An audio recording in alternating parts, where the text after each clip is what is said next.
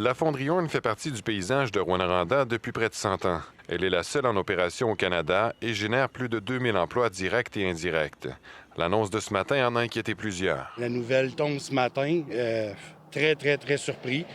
J'ai eu plusieurs appels, textos des membres qui, eux autres, sont inquiets parce que, comme nous, il y avait eu l'information que tout allait bien. L'état de situation du ministère de l'Économie mentionne que la fonderie Horn semble être à la croisée des chemins et son avenir sera vraisemblablement décidé au cours des 4 prochaines semaines. La fonderie Horn s'est engagée à diminuer ses émissions d'arsenic dans l'air à 15 nanogrammes par mètre cube d'air annuellement d'ici mars 2028. Pour y arriver, elle prévoit investir 750 millions de dollars.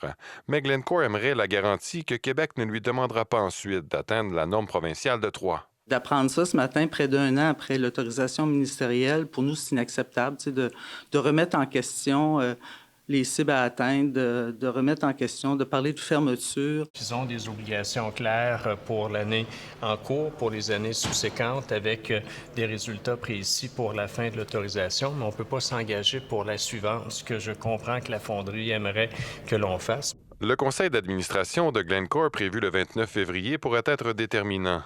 Le document interne du ministère de l'Économie précise qu'il sera décidé soit d'autoriser les investissements, soit de fermer la fonderie et la finerie CCR de Montréal. Ça fait partie d'une stratégie de négociation, un peu de chantage. C'est pas la première fois que ça arrive du côté de la fonderie. Ils sont nés un peu comme ça. C'est sûr que c'était pas Glencore à l'époque, mais à plusieurs moments, on a fait des menaces de fermeture. Ce qui fait en ce moment la fonderie, c'est faire peur au monde. C'est jouer à la fois avec la santé des gens, puis à la fois avec leur emploi. Je m'inquiète sérieusement par rapport à l'avenir de la chaîne de valeur du cuivre. Parce que ce n'est pas uniquement l'impact dans la région de Rouyn-Noranda. J'invite le ministre Fitzgibbon à avoir un plan très sérieux. Difficile de dire si cette menace de fermeture de la part de Glencore est bien réelle ou s'il s'agit là d'une stratégie de négociation. Mais une chose est certaine, c'est que ça augmente l'inquiétude au sein d'une partie de la population. Ici Jean-Marc Belzile, Radio-Canada, Rouyn-Noranda.